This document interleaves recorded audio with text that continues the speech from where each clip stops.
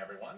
Last week we witnessed the dignified and solemn rituals that played out on Capitol Hill with terms like hear ye, do impartial justice, and on pain of imprisonment, marking the occasion. But beneath the 18th century rules and 19th century pageantry was corrosive 21st century partisan politics. Republicans accuse Democrats of doing anything they can to remove a president they despise. Democrats accuse Republicans of defending the president, no matter how clear the evidence against him.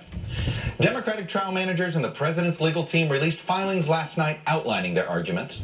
A source working with the president's impeachment team says they will argue the articles of impeachment allege no violation of law, that impeachment is the result of what they believe is a flawed process in the House, and they insist that the Democrats' case collapses on the actual facts. We will take it head on, this source claims. Still, we're left to wonder about another jury, similarly divided between supporters and opponents of Mr. Trump. That's the one watching at home. That jury remains as divided as the Senate. And the question is, are they still open to being persuaded one way or the other? A lot of presidents, some good, some not so good.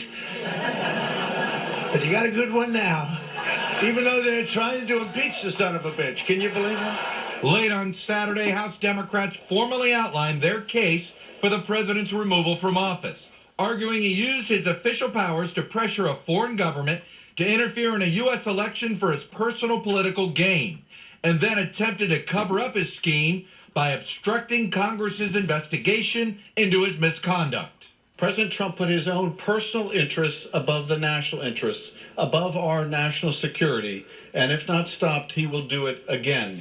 The president's lawyers issued a 6-page letter calling impeachment a brazen and unlawful attempt to overturn the results of the 2016 election and arguing the president broke no laws. Also this weekend, new documents from Lev Parnas, the Giuliani associate who is facing federal campaign finance charges. They include WhatsApp messages showing Parnas was working with an aide to the top Republican on the House Intelligence Committee, Devin Nunes, to set up calls with Ukrainian prosecutors to feed Rudy Giuliani information about Joe Biden. The messages also show the possible surveillance of Marie Yovanovitch, the former U.S. ambassador to Ukraine. President Trump knew exactly what was going on. He was aware of all of my movements. I wouldn't do anything without the consent of Rudy Giuliani or the president. I don't know him. I don't know Parnas, other than I guess I had pictures taken, which I do with thousands of people. As the Senate trial begins, you will do impartial justice according to the Constitution and laws, so help you God.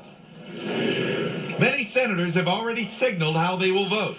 I'm not an impartial juror. The facts are that he committed an impeachable act and I will vote to convict him. The showdown over whether to call witnesses, including former National Security Advisor John Bolton, is likely at least a week away. Democrats will need at least 4 Republican votes. If I determine that I do not have enough, I will vote to accept additional information by way of additional witness. I think that if they wanted witnesses, they should have called them in the House. Right. On Friday, the president unveiled additions to his legal team, including Harvard constitutional lawyer Alan Dershowitz. Abuse of power, even if proved, is not an impeachable offense. And former independent counsel Ken Starr, who once argued the case against Bill Clinton. Collectively, the president's defense team has made over 350 appearances on Fox News in the last year. And joining me now is the number 2 Democrat in the United States Senate. It's Dick Durbin of Illinois. Senator Durbin, welcome back to Meet the Press, sir. Good morning, Chuck. Before I get to what Tuesday will look like, let me ask this. Are there any active negotiations happening right now between your leadership team, yourself and Senator Schumer, and Senator McConnell, Senator Corner, and the Republican leadership team?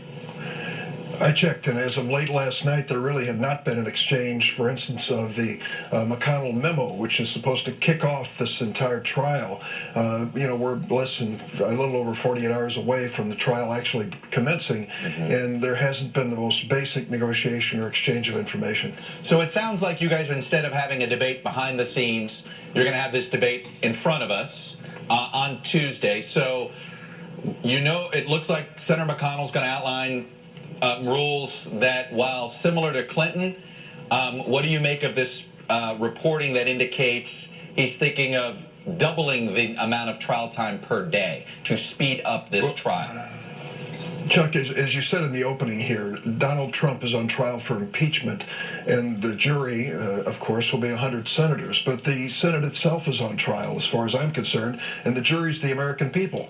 The question is whether or not we are going to have a fair trial, whether the members of the Senate are going to be loyal to the Constitution or loyal to the president.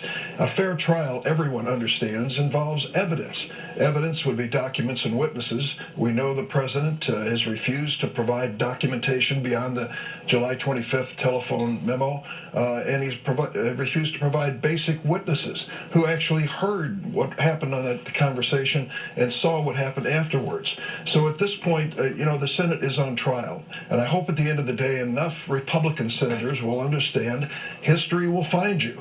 Make certain that you make a decision that you can live with in terms of our Constitution and your own professional career. So explain what you're going to try to do on Tuesday. He's going to introduce rules outlining this. There's going to be some debate. What power do you have other than rhetoric? Well, it's an interesting situation. The Senate members, by and large, are silenced. We can make motions. We can amend motions that are made before the Senate. The argument for those positions will be made by House managers on the Democratic side and the president's legal team on his side. There may be some rulings by the Chief Justice presiding over this, but ultimately the decision is made by majority vote of the United States Senate as to the process we follow. Does this mean you have to be working with Adam Schiff, Jerry Nadler, the House impeachment managers, on certain Senate rules that you're going to debate, since they have to do the debating on your behalf? Well, it goes without saying that on both sides, giving a heads up and fair notice to the managers as well as the president's defense team on the Republican side is necessary if they're going to have to argue the position of the motions that we make. So that means you have to essentially work with Adam Schiff to make these. Let me ask you this. What motions are you going to call for on Tuesday that you know Mitch McConnell's going to try to stop? I don't know exactly what will transpire. As I mentioned, we don't know what the McConnell memo or resolution includes as we start up. But we've been very open about this. Chuck Schumer and the Democrats in the Senate have said, let's bring in the witnesses, let's put the truth before the American people, and let them join us in judgment. So I would assume that the early motions made by Chuck Schumer on behalf of Democrats will go right to that point. Let me get you to respond to something from the president's legal team. It wasn't their official briefing, it was more of just their official response. So more of a statement than a legal document right now, but this is what they write. House Democrats' abuse of power claim would do lasting damage to the separation of powers under the Constitution. The essential argument they're making is that this is very subjective. It's a partisan decision that was made in the House. It's not a bipartisan decision. And abuse of power it isn't defined anywhere in law. So how do you respond to that critique? I just asked those who criticize it to take a look at Federalist 65. Alexander Hamilton, not the musical, the real Alexander Hamilton, actually spoke out about what this trial gets down to. They were saying at the beginning that the standards of treason, bribery, high crimes, and misdemeanors, and it goes beyond the commission of a crime. Alan Dershowitz takes a very unique position saying a crime must have been committed. But when it comes to the abuse of power of the office, the president misused the office for personal political gain. That, to me, is in the realm of what they considered in high crimes and misdemeanors and the abuse of power. The accusations and the documents that Lev Parnas, the Giuliani associate that is now, I guess, cooperating with the Southern District of New York, looking perhaps for some leniency here. We don't know what his motive is to release all this information. How do you plan to get that evidence into this trial, since it's not clear there's an avenue for it? Well, I think it all depends on 4 Republican senators. They have to join us in really the pursuit of truth to make sure the American people hear the whole story.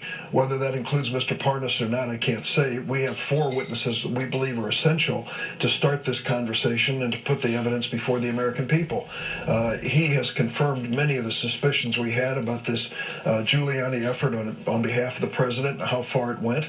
He is now implicated, for example, a member of the House of Representatives on the Republican side. There's a lot of issues that he's raised. But in terms of whether or not he or anyone associated with him is called as a witness, most of us believe the trial should start with the 4 basic witnesses we've called for. I understand that. But if you get 4 or more Republican senators to agree with you on that, but they basically say yes, but the president gets to call a set of witnesses that they want to call too, are you comfortable with that outcome if it means one of those witnesses may have the last name of Biden? Well, listen, I don't know what the Republicans will suggest, but we've been told that even within their caucus there's a dispute as to whether or not that is really in their best interest, whether that's more theater than it should be. But the bottom line is this: the 4 Republican senators who will could initiate calling witnesses will really open a negotiation between the Republicans and Democrats in the Senate. The bottom line is there going to be a fair trial? Are we going to have evidence, documents, and witnesses? To this point, Senator McConnell has said no, not necessary. He's made up his mind long ago. But I think the American people expect a real trial to have real witnesses and evidence. Is the outcome in doubt, even if you get your witnesses? In terms of the ultimate vote, I can't say. I don't know how this will unfold. I join my other colleagues and tell you that there was a moment when the Chief Justice arrived and we each raised our right hand that you could feel a change in the United States Senate. I saw it 20 years ago with the impeachment trial of Bill Clinton, and I've seen it now in this impeachment trial of Donald Trump. There's a feeling that we have a separate and awesome responsibility under the Constitution, not to let the American people down and to make sure we do the right thing. So the ultimate outcome I can't predict. One final question on the obstruction article. Should the House have made more of an effort in the courts before they filed that obstruction article? I can tell you that the courts process is a long one.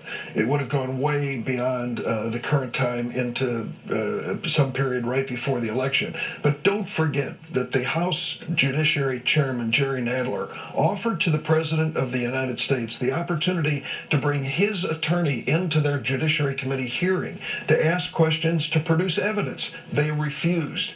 If there's evidence out there that exonerates the President, we're still waiting to see it. Senator Durbin, I will leave it there. Democrat from Illinois, number 2 in the Senate leadership. Thank you for coming on, sir, and sharing your views. The bottom line and what he just got through saying, I believe, is what he said was history will find you.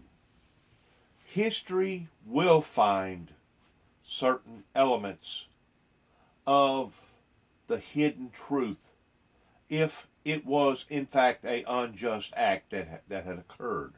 And I'm going to use the lingo or the talk of what he just got through talking about in regard to my particular situation of using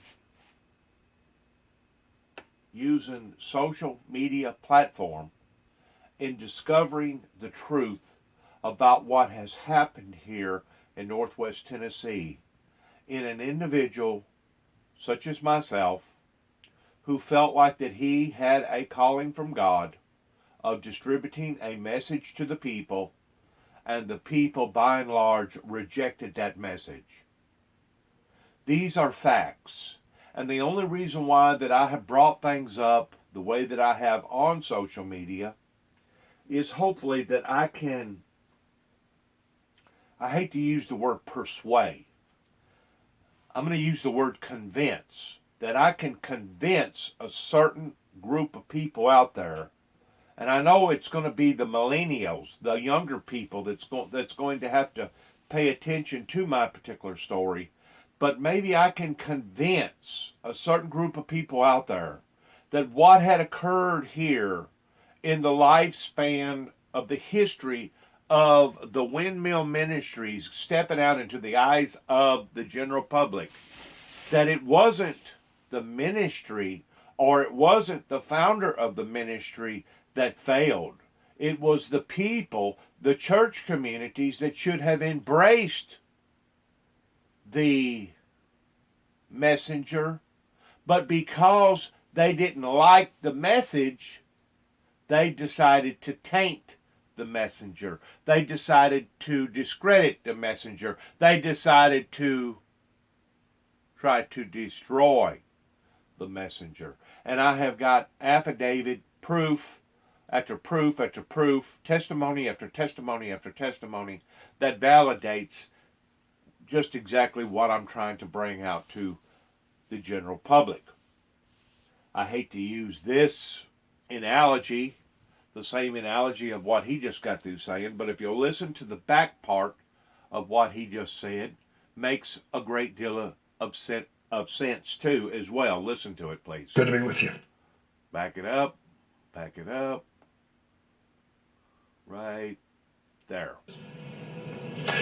In terms of the ultimate vote, I can't say. I don't know how this will unfold. I join my other colleagues and tell you that there was a moment when the Chief Justice arrived and we each raised our right hand that you could feel a change in the United States Senate. I saw it 20 years ago with the impeachment trial of Bill Clinton, and I've seen it now in this impeachment trial of Donald Trump.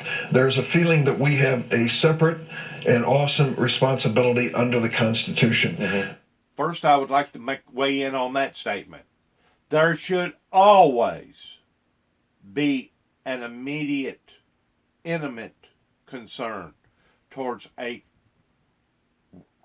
awesome responsibility to the American people pertaining to the American government. It shouldn't just be brought up every 20 years pertaining to an impeachment trial. It should be always on the front burner of knowing that whenever you get sworn in this way to do a job for the American people towards protecting the Constitution, this should be an utmost critical, imperative job that you should always be conscious of, regardless whether it's an impeachment trial or we're just going through the government proceedings as normal proceedings. Not to let the American people down and to make sure we do the right thing. So the ultimate outcome I can't predict. One final question on the obstruction article. Should the House have made more of an effort in the courts before they filed that obstruction article? I can tell you that the courts process is a long one.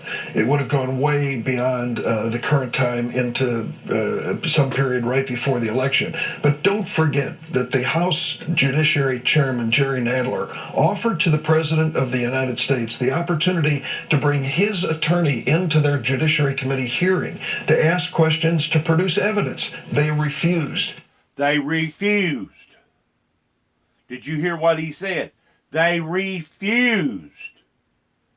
If I would have sat on my hands after knowing that such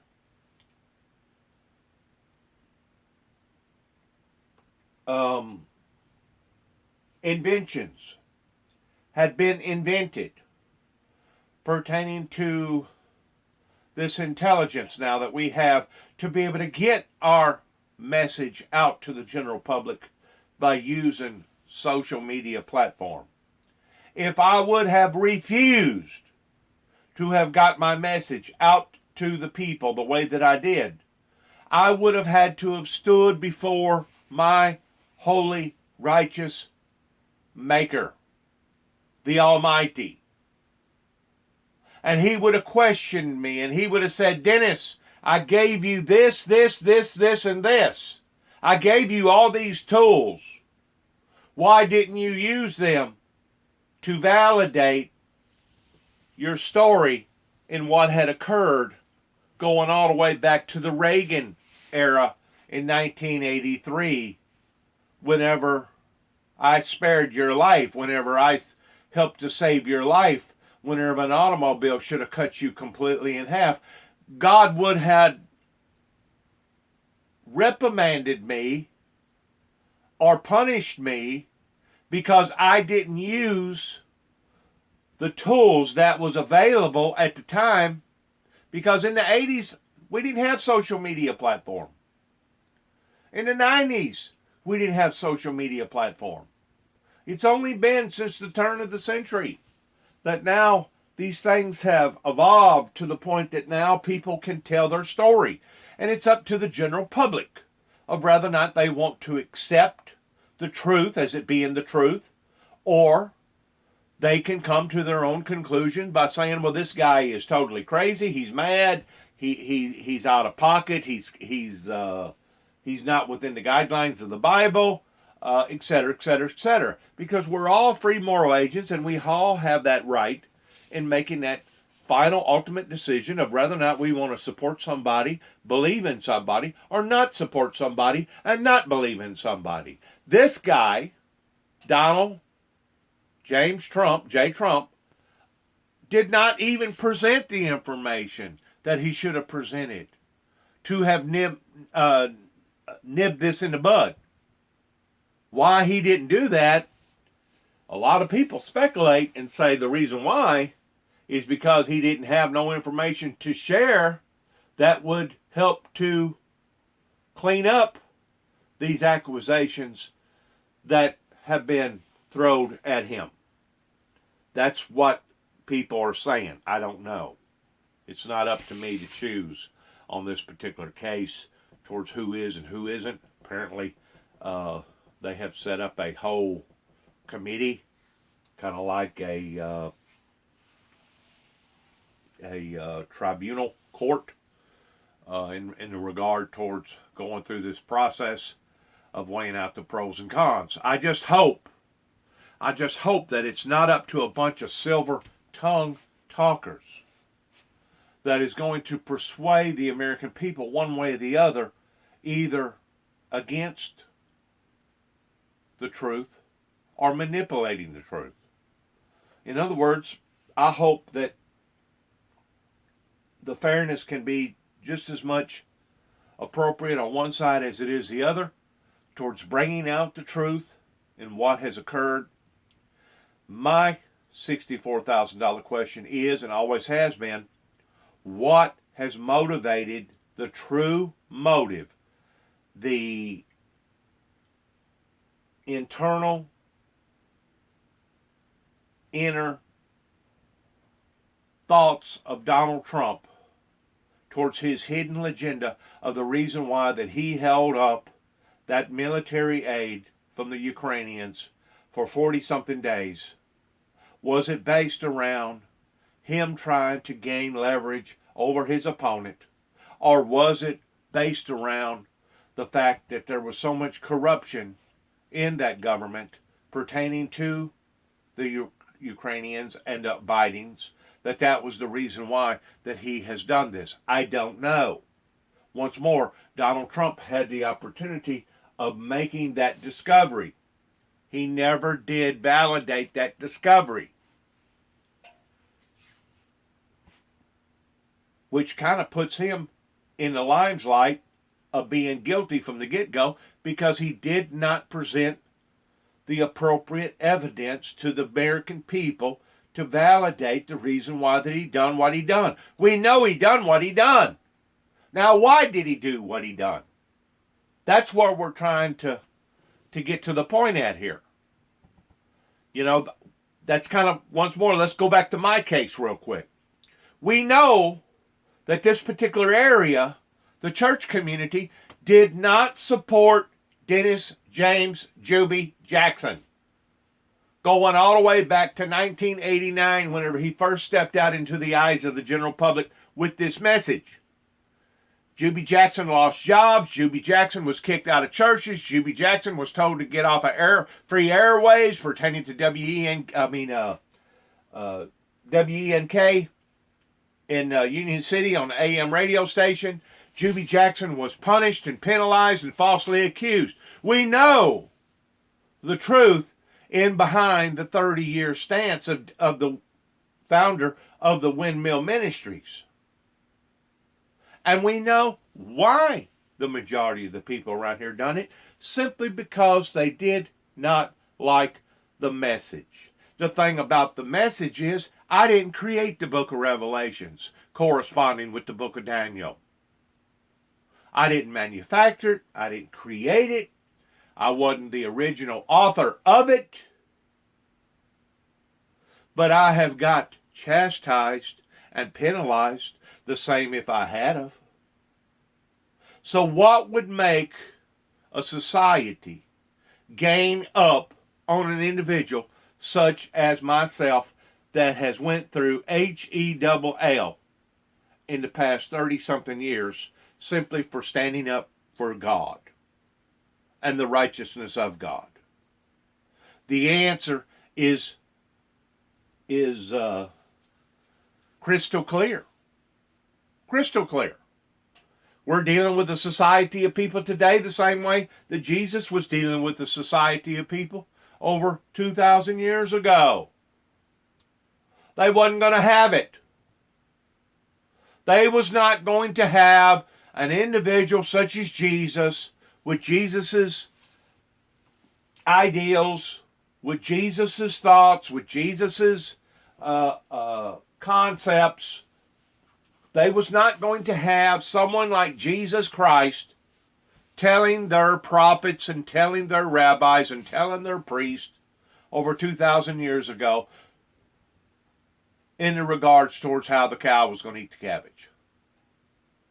They was that out of sync at that time towards being heathens and barbarians in that area. Heathens and barbarians. In other words, they was as far from being a civilized society as society ever thought about being civilized during the time that Jesus made his debut in the ministry of Christ. You would think by now, after 2,000 years later, because of the reading, because of the studying, because of the praying, you would think that the teachings of Christ would be more acceptable today than what it was 2,000 years ago.